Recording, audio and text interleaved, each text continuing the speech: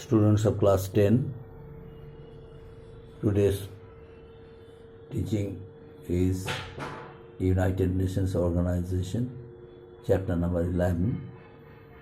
Points as I mentioned in the book: headquarters, flag and emblem, official languages, finances, aims and objectives. The first one, headquarters. The United Nations Organization's headquarters is located at New York in USA. This is the headquarters of the United Nations Organization. New York in USA. The United Nations Organization has its headquarters in New York in USA. And this headquarters of the United Nations Organization,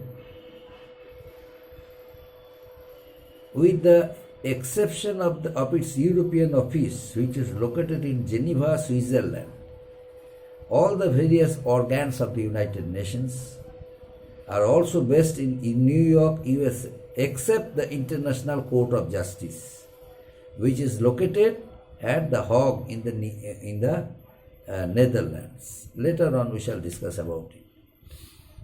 The United Nations Organization, and its headquarters is the most important place. Why? Because it decides important issues as to how it should be solved. The headquarters, New York, has many official works. They maintain it. The official works, its proofs, and all the necessary informations of the United Nations organizations are kept in the headquarters of the United Nations in New York, USA. And next point, flag and emblem. Flag and emblem. The official emblem adopted by the United Nations is a globe surrounded by a wreath of olive leaves that traditionally symbolize peace. The emblem in white is placed on a light blue background, and it was adopted on October 20, 1947. So this is about emblem and flag. Emblem and flag. So the United Nations flag was adopted on 20th October 1947. It consists of the United Nations emblem in white color on a light blue background, and the emblem's design is described as a map of the world's representing an azimuthal equidistant projection central on the North Pole, inscribed in a wreath consisting of a crossed conventionalized branches of the olive tree. The projection of the map extends to 60 degrees south latitude and includes 5 concentric circles. The two olive branches symbolize peace, and the world map represents all the people of the world. So this is about flag and emblem of the United Nations. Few years back, one emblem's photo came in the exam of council. So what is the exact photo of the emblem of the United Nations, flag of the United Nations Organization? You please keep it in your mind. How does it look, the flag of the United Nations? Suppose the flag came in the structural form of questions. In that case, we will be able to write it is the flag of the United Nations, and we will be able to score at least 2 or 3 marks. So always you must acquainted with the flag of the United Nations. Now, official languages of the next point, official languages of the United Nations. What are the official languages of the United Nations? There are 6 official languages of the United Nations, namely English, Arabic, Chinese, French, Spanish, Russian. When a speech is made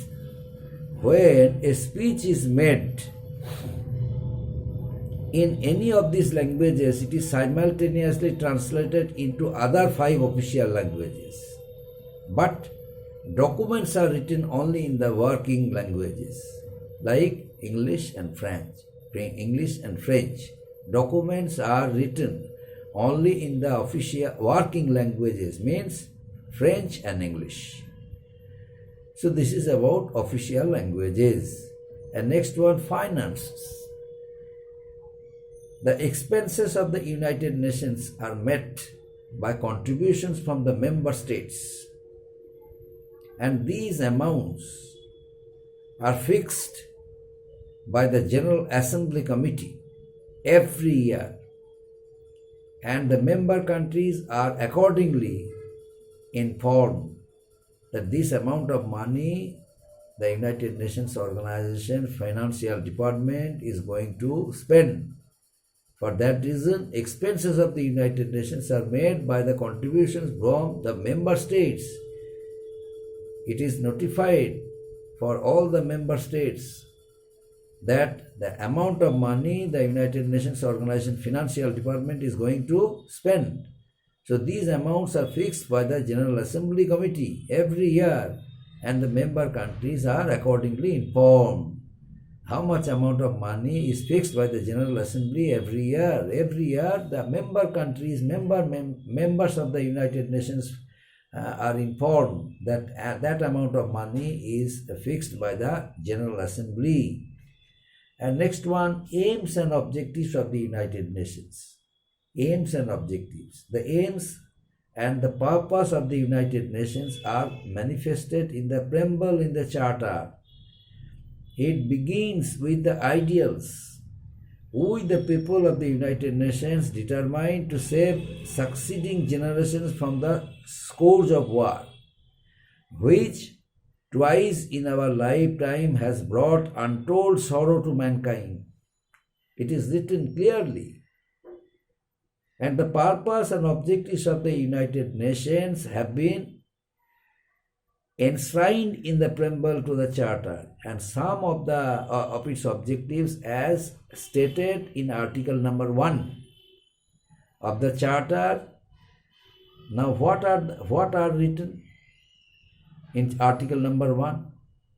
Number one, to maintain international peace and security throughout the world by preventing and removing all threats to peace.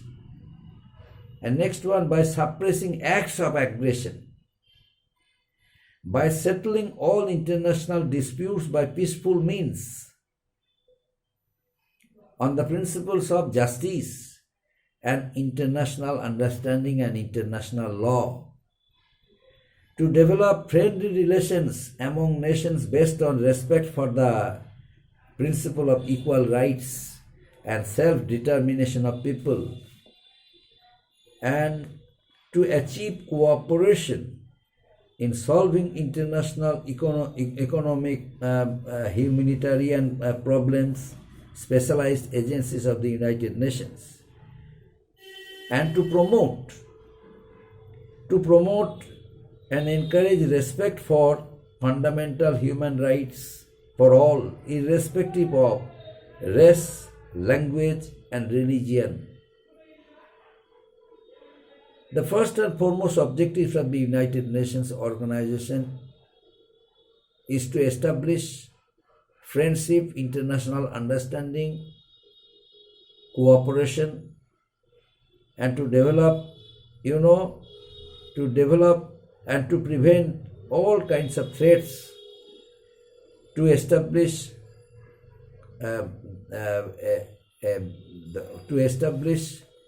good understanding, and to make the world free of political tensions, So these are the most important objectives of the United Nations.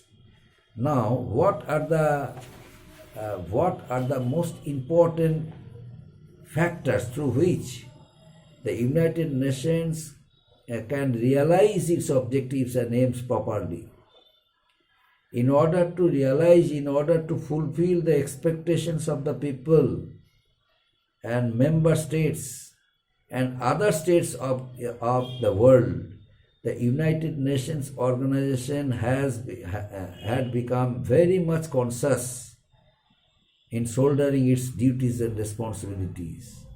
That's why there is a system introduced by the United Nations to conduct meetings and seminars from time to time, so that members must attend it properly.